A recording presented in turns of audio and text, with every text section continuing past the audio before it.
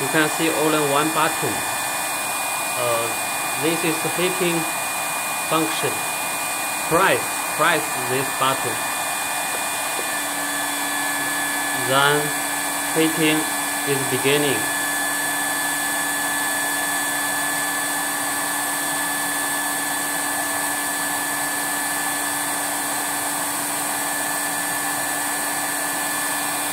SV is set temperature.